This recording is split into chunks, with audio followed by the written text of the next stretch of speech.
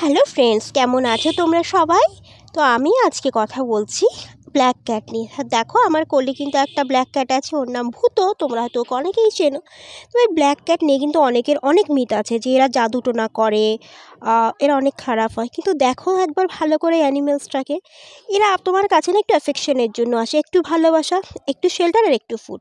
ভালো করে দেখো তো, এ কি মনে হচ্ছে কোনো অ্যাঙ্গেল থেকে এ তোমার কোনো ক্ষতি করতে পারে? দেখো তো এদের সুন্দর মুখটা।